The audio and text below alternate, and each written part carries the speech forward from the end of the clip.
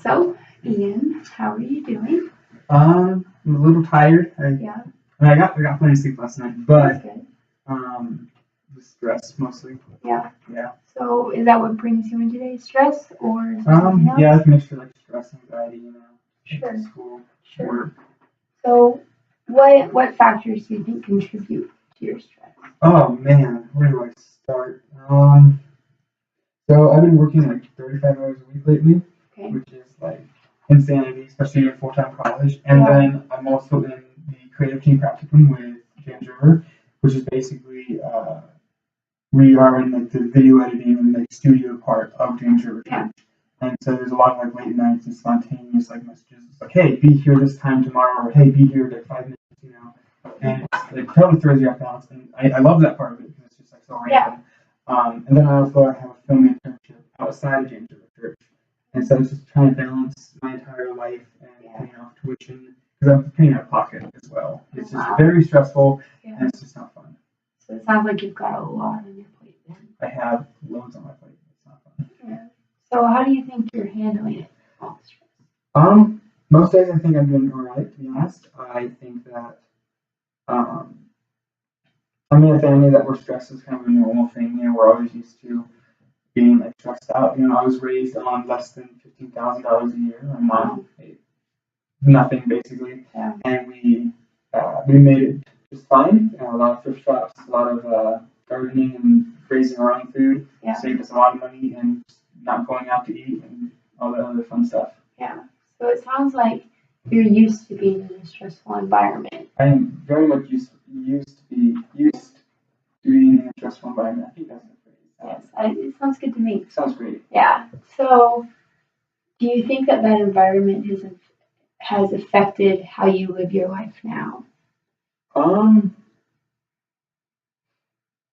In some ways, yes. I think that helps me manage stress a lot more because there's some of my friends, they can't handle it and they just like almost like shut down. And they just can't handle the smallest amount of stress.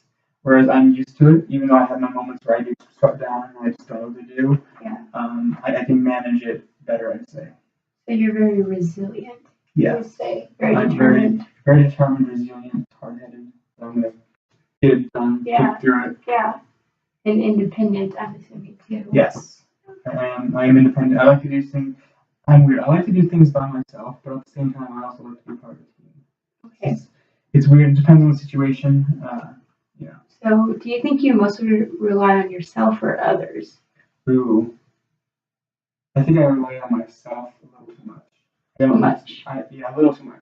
Because some people like to rely on a whole bunch of people, but it's not. But you also need to allow them to help, and it's okay to need help. And sometimes I have a difficulty like accepting that I need help. Why do you think that is? Because I feel like if I don't do it by myself, then I'm a failure. Okay. Was that instilled in you as a child, or where do you think that came from? It wasn't necessarily instilled on me. Not exactly. I was raised in a single household, and so my mom had to do a lot of things by herself. And so that's where I learned like how to do things by myself, how to support myself. And so she didn't like necessarily say, hey, if you don't do it by yourself, you're gonna fail. She never said that. She raised me to help others, to help myself. If I ever get married one day, to be a provider. And so it's kind of like the provider role. Like I have to provide for myself and my future family. So if I can't provide for myself and can't do things myself, how am I supposed to provide for my family? It's essentially. Sure. So it sounds like you admire your mom a lot. Yes. So do you think that you're inspired by her more so than intimidated by her? I am very much inspired by her. I'm not intimidated by her in the sense of everyone's intimidated by their mom. Right. Because they can easily just take you out of this world. As the popular phrase, I can take you out of this world. But I'm very much inspired by her. Yeah. She's done a lot of great things. And I think to myself, if my mom can do it, who's a woman, and I say that because she used to work in the Bering Sea up with fishermen and crab fishing and cod. Yeah. Like if you've ever seen Duffy's Catch, you know she died basically. I've not seen it, but I'm sure it's great. Well, the Bering Sea is one of the most dangerous seas in the world. Oh, okay. It's basically a constant storm. It's up in Alaska towards Russia. It's cold. It's freezing. It's not fun. And so she did that. And up there, sailors are very superstitious of women because if there's a woman, some of them believe that if there's a woman on a boat, that's like a bad omen, it's bad luck. And also, it's just a very rough environment because you're around men who are just like cussing and just like nonstop profanity, very vulgar. And she outworked many of them and even beat a few up, Wow. to show her place basically. Yeah. And so it's very inspiring to know, like, hey, if my mom can do something like that, Yeah. In an environment that's not accepting of women being there essentially, then I can do it. I can deal with my problems essentially. Right. So, do you think you tend to take on more than you can to prove yourself? Or why do you think that stress becomes an issue? I think too much on what people think about me. Okay. Even though I try to give off the whole like vibe that I generally don't care, which part of me doesn't care. But then there's always a small voice that's just like, oh, they probably think this about you, or hey, they said no to you guys hanging out because they actually hate you. And it's just that kind of little voice. And sometimes I listen to it too much because you're not really supposed to be listening to it. And it's just that kind of temptation of like, oh yeah, hey, they don't like you. They said no. In reality, they're like busy or they just fall asleep or like they have their own life. And sometimes I forget about that. And I just think too much about myself in the sense of like what other people think, and I shouldn't. Yeah, well, it's really good that you can recognize that because some people can even recognize that they're taking it too far. So I think that's a good self-evaluation. So do you think that maybe you have a little bit of negative self-talk going on? Yes, I have very much negative self-talk, especially in what I do as photography and film. I kind of like when I go through my shots, I go through the videos that I make, and then I look at we have videographers in the department who are really good and they encourage us to watch their clips and look at their pictures, so we can know what to do. That's not a bad thing at all. It's very encouraging to see what to do. But then if you keep comparing yourself on the sense of, oh wow, like this is like terrible, they're great, I'm going to be terrible for the rest of my life. That's not how they're intending it to be. They're intending it to be, hey, I did this wrong, And so this is what they did. So next time, I'm going to shoot from this angle, this ISO, this shutter speed, and do exactly what they did, and just essentially replicate it. That way, you know what to do. And I tend to compare myself too much that I'm not good enough, essentially. Do you think that contributes to your stress levels? Yes, I do. But you recognize that as a negative thing? Yes. Okay. So what are some ways that you think maybe you can make improvements on that, or ways you can shut down that negative self-talk? I really need to talk to my director, Hunter, about what I'm feeling, because I've been intending to, but it's just we're in the season of like we're just getting Easter and then SMC is like coming up, and so I want to wait till after that to like really talk to him because I don't feel like it'd be appropriate for me to like be like, hey, Hunter, I know that we have all this stress going on. Here's just a little bit more, And so I think that because I know like the truth, I know that I'm not bad. I know that no one thinks down on me. So I just need to think that, and then after SMC, I can talk to Hunter about everything that's going on. Sure. Because then it will be calm, it will be like chill, and there's like really nothing to worry about except for a few like minor events. Like changeover. Just the normal. just normal, Just a party every week, Right. So it's really, really good that you can recognize your negative self-talk. Have you taken perhaps any steps to regulate that at all? Yes. Kind of coming to Ginger College is a step that way.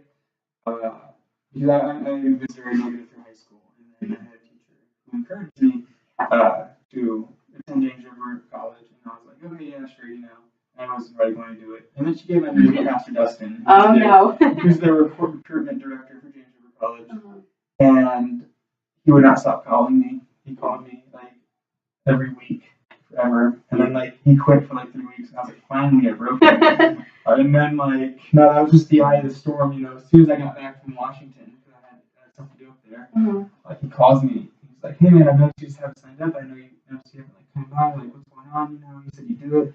And then I told him what I was feeling, and he's like, hey, just give me one day, he's like, just come and just let me show you. And I was just like, fine. So I came, and this is like a week or two before school even started. This was like getting down to like the line here. Yeah. And then I thought about it for about a day or two, and then I finished signing up, and I got like accepted like instantly. Had like scholarships, grants from the government that came through, and so it was just really the kind of coming to James River has been my step to surround myself by like good Christian people. Yeah. Because I worked in many environments where I was the only Christian, and it was very discouraging, and so I need to be in an environment where it's like I'm surrounded by that everywhere I go. Yeah, so it sounds like you have a better support system now, and that you crave people's attention and their affirmation. And so now that you have positive affirmation, I think it's beginning to help you along in your journey with the negative self-talk. Is that an accurate representation? Yes, because I grew up with few friends, and I'm the type of person where I like to have like a close group of like really close friends, and the rest of the people, for my friends, we were cool and everything. But I grew up with very, very like few friends that I was actually close to and I could be open with. As a coming to James River College, I'm fairly, with most people, I'm open with certain things, and like with 3 or 4 people, I'm like really close with, and I talk to them about anything I want. Yeah, for sure. Yeah. So back to the whole like stress conversation. It sounds to me like you really just want people to love you, that you want to demonstrate your worth to people. Do you think that would be an accurate representation? Am I getting that wrong? Yes, because as James River College students would say, because the Enneagram is very popular right now. That is. And so a lot of people, kids, like through college, hear all the time, okay, I'm a 4, it's just whatever. It reminds me of like the whole like Aquarius and Cancer things. Like the astrology or astronomy thing, and people are like, oh, I'm a Cancer, so it's just me. So that's the James River College where oh, I'm a 4, guys. So I took the test and I scored a 6, which is a loyalist. And so it basically means that I need to be like in a support environment, and I like to be there for people. I like to help out, and if I'm not like given a task or something that I feel like worthless, I don't feel like I'm pulling my weight. And so I like to be supportive, but I also like to support people. Does that make sense? I like to have that balance. For sure. So like I think that you genuinely love people, and you want to show that, and you want to demonstrate it, but at the same time you want them to demonstrate it to you as well. Yes. Because I don't like necessarily being alone. I get a sense of like being abandoned. Like, that's one of my core fears. Is like all my friends just being like, hey, you have too many problems. Like, or hey, we never really liked you, so see ya, and they just like leave, and that's like one of my core fears. Yeah. Oh, and it's good that you can recognize that too, because a lot of people, like we all have our core fears, but a lot of times people have no idea, and so then they don't understand how that affects everything that they do. So can you see a relation maybe between your current stress levels and that fear of being abandoned? Do you think they play together, or are they separate? I think they play separate, but then they kind of like they intersect and then they go their own way. So like most of the time it's just like one thing that I'm like stressed about, not like both at the same time. But there are times where it is both. Yeah. Like if I'm given a task during an event and then I don't deliver, I fail to do it. So number one, I failed my team, and then that's like another one of my fears is just like just being a failure in general. So that's why there's 2 like intersects. Like, I'm letting the team down, and I'm also like a failure in a sense of that like particular thing. Yeah. And so it's like a double failure in one if that happens. Yes. Okay. Well, first of all, it's never actually a failure. Nobody is perfect. Nobody's perfect. Nobody expects you to be perfect. That is true. And I think perhaps maybe you expect yourself to be perfect. Yes. Yeah. Do you see that play out in your life too? That has been in my life. Yeah. In middle school, a lot I wanted to be like one of the popular kids, and everything. Yeah. And then in 7th grade, I became a like self-described as loner, essentially. Okay. I was one of those kids. Yeah. And then I kind of became like throughout high school when I transferred schools, I wasn't necessarily like popular, but everyone knew me. I knew everyone. I was just kind of in that weird like In between. in between space where like I'm not popular, Sure. I'm not unpopular. And I was very content being there. I didn't want to be because throughout middle school I wanted to be like one of the kids that are just like super smart, you know. Yeah. And like yeah, they're not going through an awkward phase for some reason. And like we're just having like no acne, just like how the heck, you know. And so that still sometimes plays out in my today life, you know, just be walking around, and then I'll see people like, for example, I genuinely believe that everyone at James River College dresses way better than me, and that's just something that's really cool. And so sometimes something as small as that can like play into it. It's like, oh, they have like such a sense of fashion and everything. And so that's something that I struggle with. There's just like some of the little things too. Yeah. That I see that I admire people, and I'm like, oh, I don't have that, so therefore worthless. So what you just said, like you see things in other people, I think that can be both a win and a loss. You know, like sometimes it can inspire you to be better, but then other times, like you just said, it can make you feel worse about yourself. Yeah. So what are there ways that you think that you can use that admiration of other people to build you up rather than tear you down? Yes, because like I know that I need to like start looking at it in the sense of like, wow, like that's something that's really cool about them. Yeah. And I'd like to do that too. And so I can use that as like an inspiration, you know, like talk to them about it because genuinely, most people, when they're like really good at something, you know, like if someone's really good at a musical instrument or they became a really good photographer. And I was actually talking to one of our photographers, Brandon Smith. He is probably one of the best photographers I've ever seen. He's the best photographer that James Richards has. Wow. No doubt about it. He's the main photographer when they have like a picture, when the church has like a very specific picture that they want someone to get.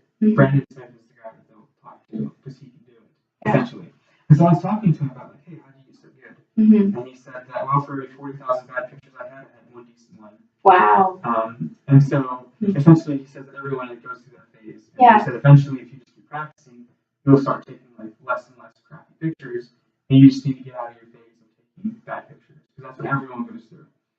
Because we go through, you know, learning like angles and what's good, what will always work, what will sometimes work, and what will never work.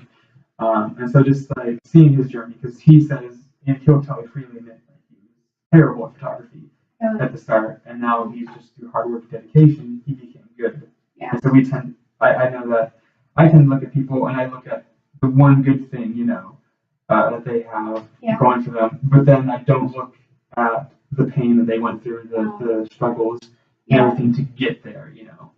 So because not everyone's just like instantly like, oh hey, you know what? You're just like gonna be really good at this. You can pick it up in like one day, and like some people can do that, you know. That's like very few people. Like they're not even worth necessarily like looking at in the sense of, you know, inspiration, in my opinion. Yeah. So you mentioned that, you know, you're able to look at the one good one and ignore all of the bad ones. Do you think that you do that with yourself, or do you only do that with other people? Can you elaborate on like? So like, yes, in the scheme of photography, but I think in life in general, if you focus on the one good thing, it's easy for you to disregard all the negatives. So do you think that you're able to do that with yourself like you are with other people? Or are you a harder critic on yourself? I'm a very hard critic on myself because it's important to like know your failures, like or like to know what got you to where you are. Right. And so people for me who kind of for myself, I feel like if I ignore that part of my life, where it's like if I only focus on like let's say if I became a really good photographer, a really good videographer, which are my goals. And then I just ignore, and then I'm really good, and then like I'm recognized by other people that are saying, "No, you're like really good." And if I were to ignore my journey that I went through to get there, then I feel like that would kind of like prevent me from going more because we all. And then like when people ask me, or if people were to ask me, you know, hey, you know, like what got you to where you are, you know, it's important to like know, like, well, you know, I started off and I was terrible. You know, I wasn't good. I didn't know what to do. And so it's important to have that, still have that connection, but not let it like negatively impact you. Right. So it sounds like you're very interested in the journey and rather than just the destination. Yes. Yeah. So that's really important. That's really cool. So if I were to ask you right now what the biggest source of your stress was, What would you be able to point it to? I would say biggest part. So many. There's a few big ones.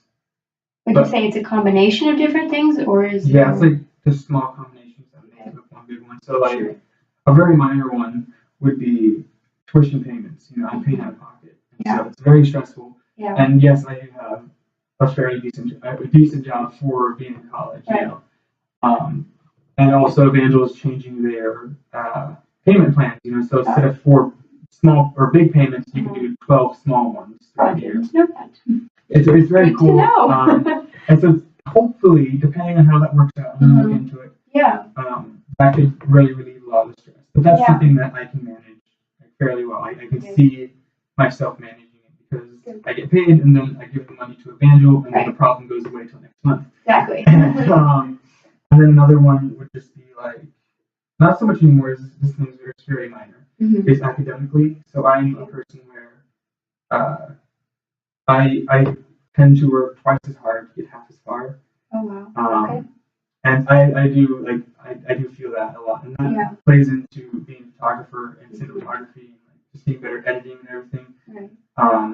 I'm surrounded by people who, I'm not talking about like staff, I'm talking about other students who like you can show it to them once, or twice, and then they got it down, then they just do like fine tuning. Right. And that's just something that's unique to them. Right. And so for me, I feel like that I am one where I work twice as hard and I get half as far as they did, and then I feel like I don't get recognized for like my hard work. Right. And so then I just feel very unsupported.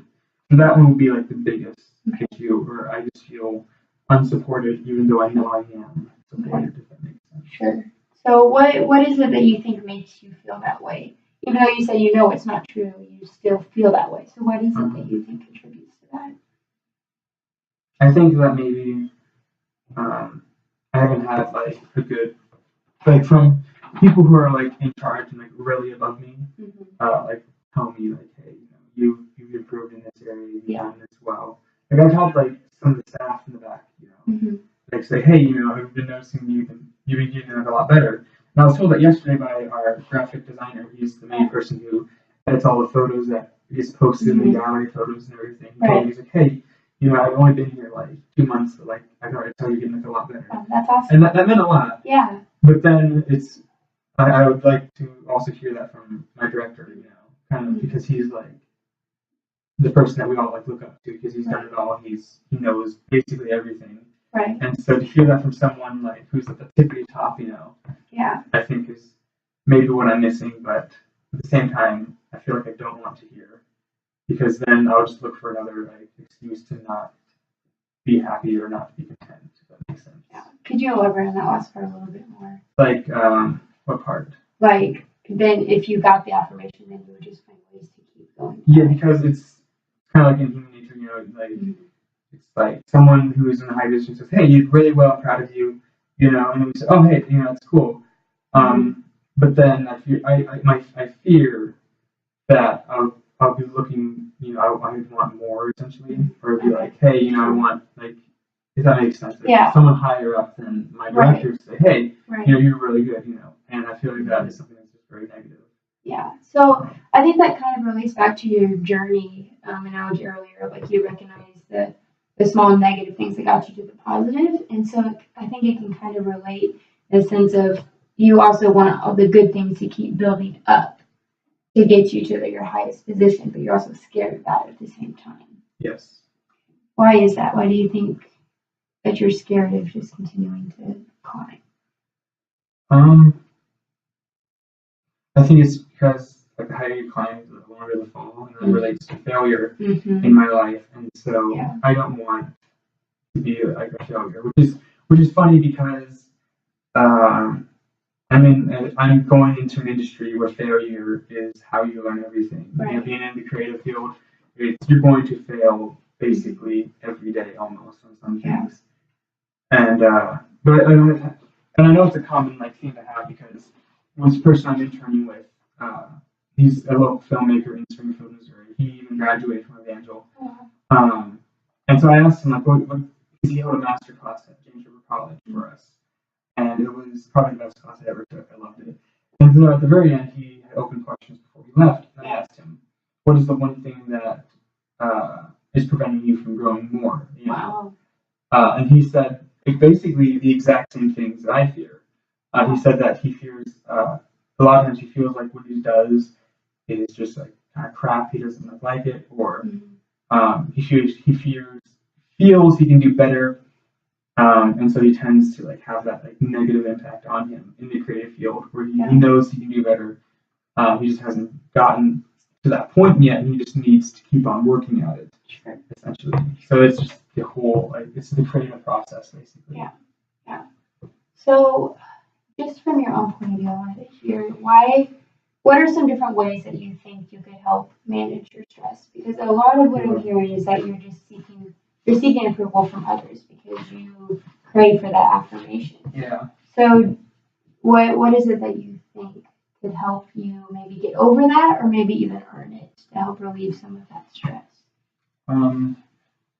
So one thing that I'm doing to like relieve that is I've been saving up for a retire to get my own camera because I'm the type of person where I have to grind things that I want. Essentially, if I want to get good at something, I have to work on it like every single day. And so with the church, we basically only film twice a week, you know? And then there's limited gear, and we rotate, you know, who gets to do what. So like you might go like 3 weeks without touching a camera basically. Wow. Yeah. And so once I get my own camera, I'll be able to like message friends and be like, hey, you know, let's go out and have a photo shoot, or hey, let's make it like a fun short film. Yeah. Because then it's in my control. I have my own camera. I have like my own gear that I can use and get better at. That way I can grind it out and get better. Because I'm not the person where I can just be showing it like once or twice and then understand it, and that's okay, you know, because we're all different. Right. And so I just need to have like my own stuff, so that way I can practice outside of church. And that's one thing I just encourage within the team is to get your own camera. That way you can practice whenever you want. Right. So it's not you've already begun taking steps because you recognize your downfalls. That's really cool and really awesome that you're able to recognize your downfalls and then also find ways to alleviate that stress. Are there any other maybe less expensive options that you can think of? I think just keeping myself surrounded with good community, because like the team I'm surrounded by, they're honestly like great people to look up to, like inspirational. So stuff like I see all the behind the scenes of like all of like the productions and like short films that the church puts on, and testimonies, and I see like all the small things that we do. Yeah. And one thing that I do a lot is, even though I may not be the person like behind the camera, like someone had to set up the lights, someone had to clear the space. And so I try to look at it in that perspective of like, hey, I was that person who like built the lights, and I helped build the set, or I helped design the set. So that's how it goes, you know. Even though I'm not the person that gets to press the button and gets, you know, basically the credit for creating everything, like I was still part of that creative process. Yeah. So it's just refocusing your mind on what you did get to do rather than what you didn't get to do. Yes, because a lot of times, when you compare it to like in the film industry and everything, when you're doing the set design and everything, like and the cinematographer and the director, they worked their way through as well. You know, they've done it all and they know what to do. So they've, in a sense, earned that position to be where they're at. And so even though they're the ones saying, hey, put this light here, here, and here, and then aperture of this, and you know, get this Kelvin correct, you know, you're the ones who are doing it. You're the ones who are helping them do it, and so you're the one who built it essentially. Because if they're doing it by themselves, it takes forever. So they need a team to do that, and just to be on the team essentially is important to me. For sure, and you are part of the team. You know, you are doing your part, and that's something that not everybody can say either. Yes. So, what do you think are some practical steps that you can take starting right now to help alleviate that stress of the need to gain approval for your performance?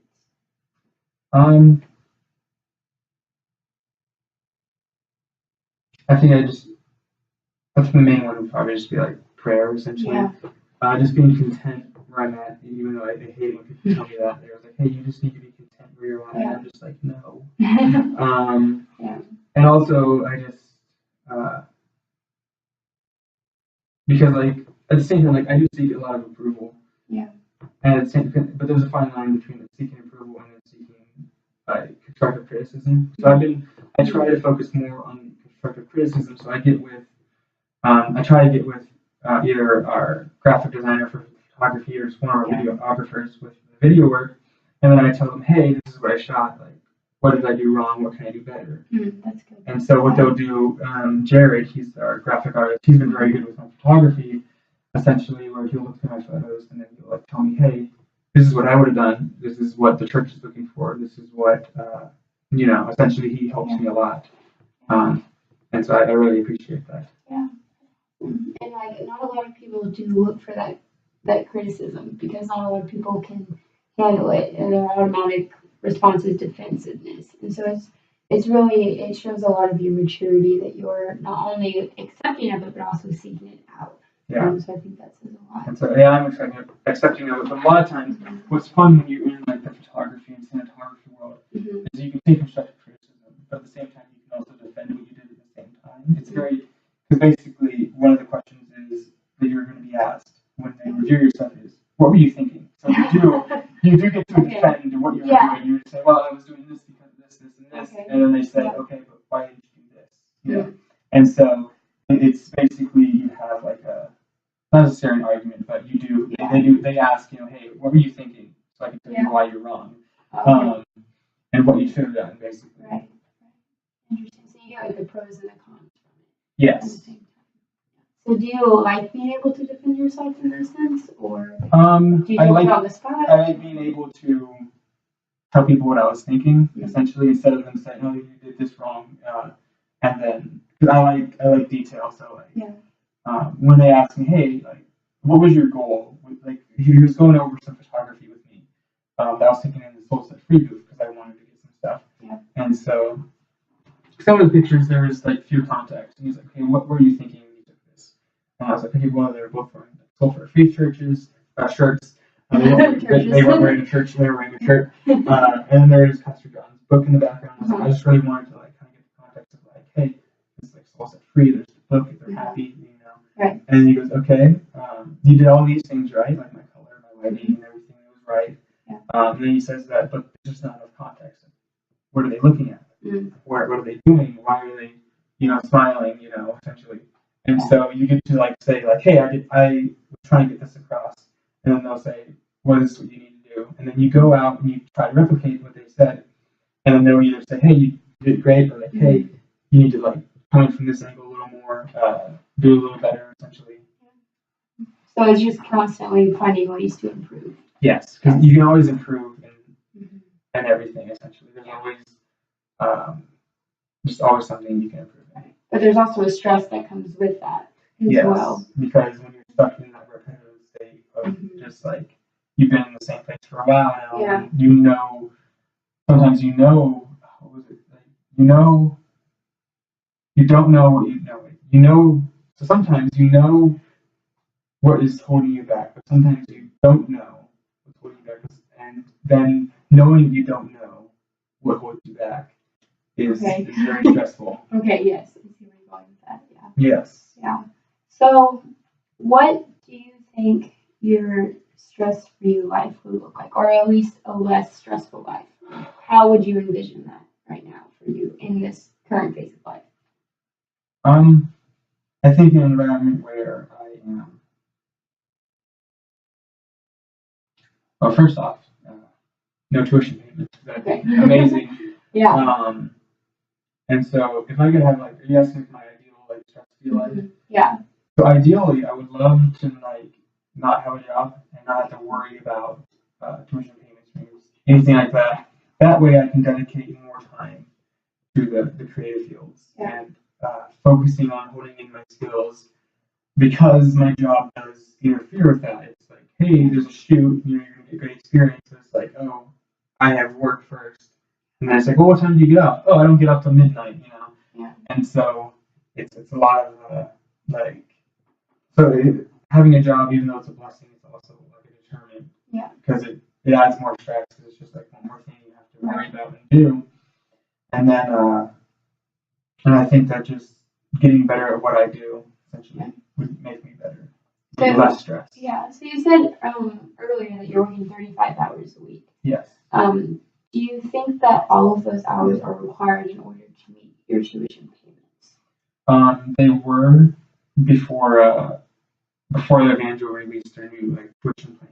Okay. They're planning on doing. I don't know if it's official or not. But that's what I've heard from Jalea, who is a advisor for the college. Essentially, she helps college students out. Anyway, essentially, and it's not even that bad, honestly, with the 35 hours. It sounds like a lot. And a lot of people are like, oh, that's a lot, but honestly, it's not that bad because I have 3 days off. So I have Tuesdays and Wednesdays, and then I have half a day Saturday off, and then I have most of the day Sunday off. Sometimes I'm scheduled to come in, sometimes I'm called in, it just depends. But basically, I needed to make $800 a month, to get my tuition paid. Mm-hmm. And so I would make maybe $1,300 a month. And so the 800 would take literally almost all of that away. And so I needed to work at least 35 because I have tuition payments. And I pay for most of my own things. I pay for my own gas. I pay for my own phone. And I pay for my entertainment. And then I pay for, most of the time, I pay for my own food. And so I have all these other things that I am supporting myself on. Okay. And so 800 of that goes to tuition. And then the next step, these are 500, so probably 200 to 300 will go towards the camera I'm saving up with.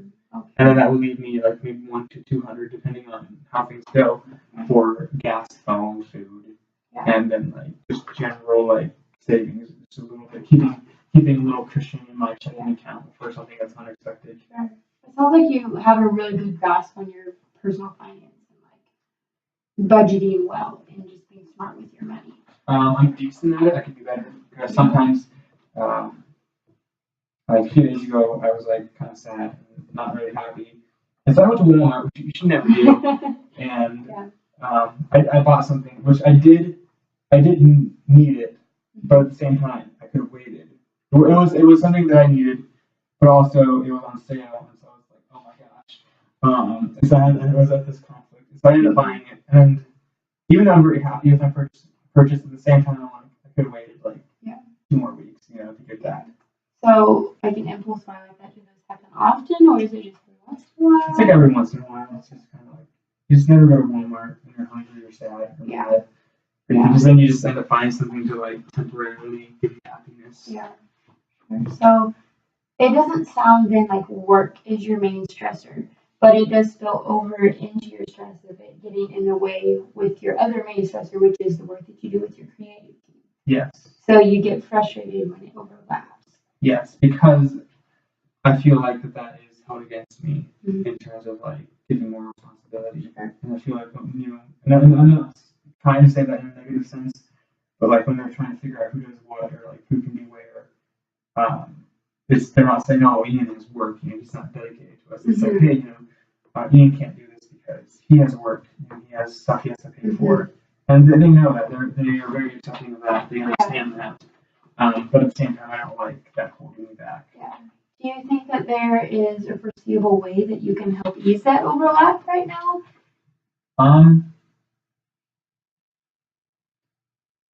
Not exactly, because at work so far, I'm one of the only 3 people that know almost everything. So aside from front of house, I know everything back of house. I can cook everything.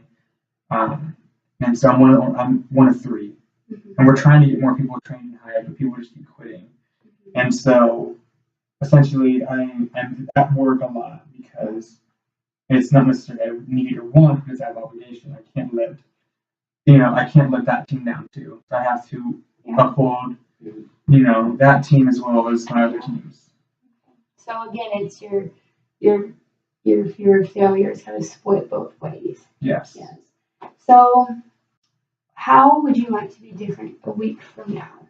Ooh, a week from now. A week from now, if there could be easy steps that you can take, what steps do you think that you could take to help relieve that stress? Well, a week from now, I should be $100 off my camera because I get paid this Thursday. Okay. And so the mass majority of that is just going to go towards my camera. Sure. And so that's going to be very relieving because it's just been this slow, agonizing process of saving up for a camera. Right. And then also a week from now, I believe school should be letting out soon. Mm. And so I think it's just like knowing that I made it. Yeah. Is going to be very relieving, Yeah. and I can take some time to myself and just Sure. take a break. Yeah. Essentially, even if it's just like a day or two, Yeah. I'll fully accept that. Yeah. Are you, when you have time off now, are you taking that time for yourself and to recover and to recoup? Not really, because during like Tuesdays and Wednesdays I have off. Mm-hmm. So during those 2 days, those are homework days where I do everything that week that's due that week or even the next week. That way I don't have to worry about it because I work such weird hours. Right. You can't miss. And then also at work, when I'm at work, I do a lot of my assignments on my phone, so I'll take like a 10-minute break, and then I'll write maybe 2 paragraphs, and then I'll take a 30-minute break, and then I'll try to finish my paper, and then I will submit it online, which is scary on the phone because I've had several assignments not go through when I submit it on my phone. Wow. And so I always email the professor as well, the attachment, separate from the canvas. Yes. Sure. So leaving here, what is it that you would like to do differently starting today? Ooh. In order to get you to a less stressful life? Starting today, I think just not, and it's something I've been trying to do recently, just not listening to the small voice that says like, hey, you did this wrong, or you weren't asked to do this, or hey, this person got this opportunity first. And I was told by Pastor Brendan's assistant, Casper, he It's told me.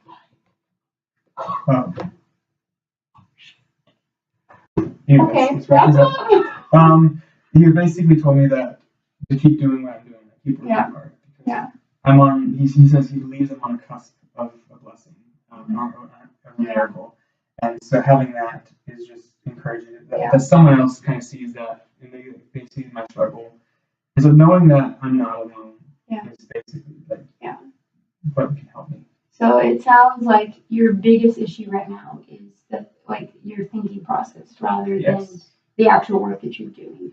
Yes.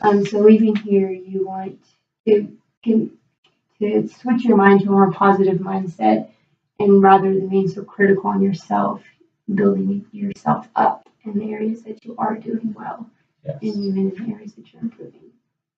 And I think that can help relieve a lot of your stress, because a lot of it is self-induced stress, just from the way that you're thinking, the way that you're processing, the way that you're thinking. Sounds like a plan to me. All right. And no, you're